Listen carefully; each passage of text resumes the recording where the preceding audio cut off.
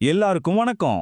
இன்னைக்கு நம்ம பார்க்க போறது வெறும் மூச்சு பயிற்சி பத்தி இல்ல, அதுக்கு மேல இந்த பிரபஞ்சத்தையே இயக்குற ஒரு பெரிய சக்தியை பத்தி. ஆமாம், ஸ்ரீ சுவாமி சிவானந்தர் எழுதிய பிராணாயாமத்தின் அறிவியல் புத்தகத்தை வச்சு அந்த பிரபஞ்ச உயிர் சக்தியோட ரகசியங்களை நாம ஒன்னொன்னா தெரிஞ்சுக்கலாம் வாங்க. இந்த பிராணனை புரிந்து கொண்டவர் பிரபஞ்சத்தின் உயிர் மற்றும் செயல்பாட்டின் மையத்தையே புரிந்து கொண்டவர். கேட்கும் போதே எவ்வளவு ஆழமா இருக்கு பாருங்க. நிஜம்தான். உடனே மனசுல வர்ற கேள்வி இதுதான்.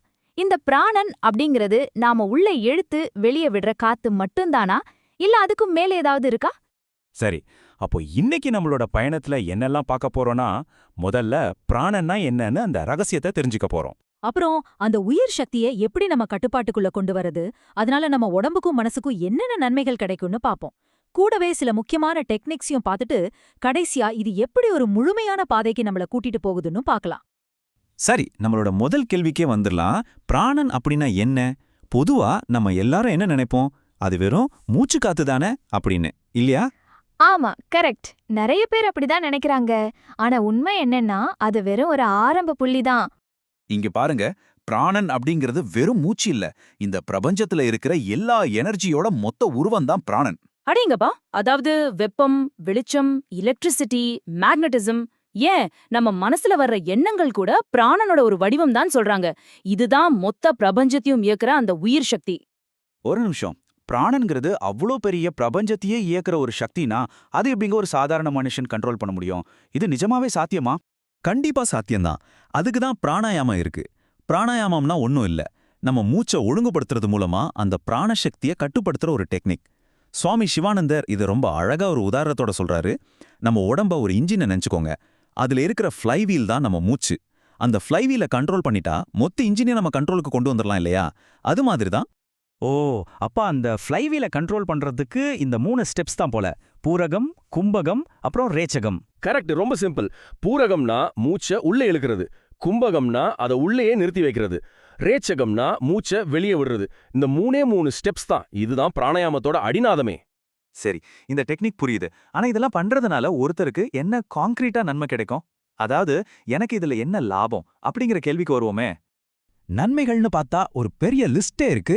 உடம்பளவுலையும் சரி, மனசளவுலையும் சரி.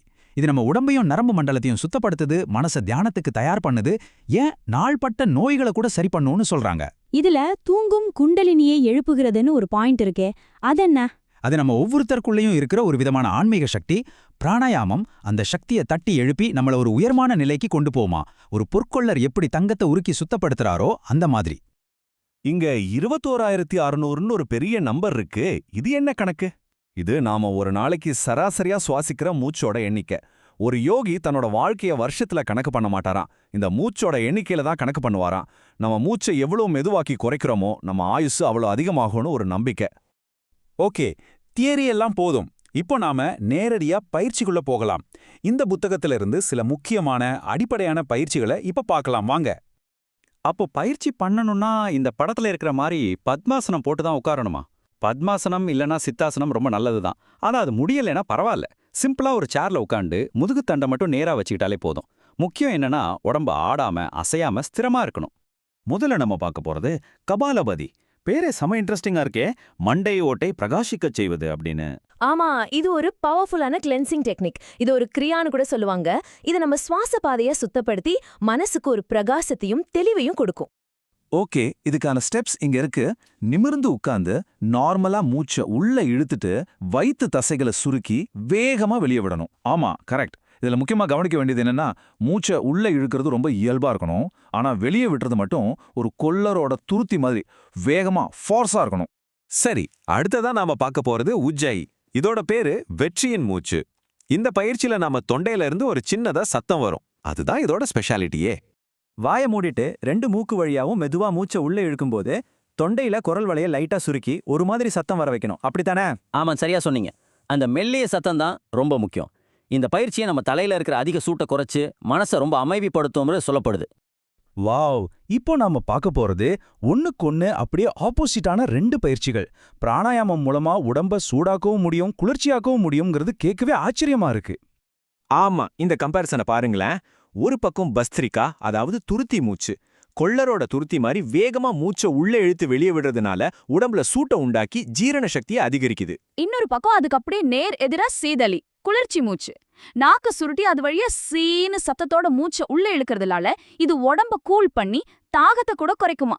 பாருங்க, ஒரே மூச்சு தான், ஆனா அதை ஹேண்டில் பண்ற விதத்துல எவ்வளவு பெரிய வித்தியாசம்.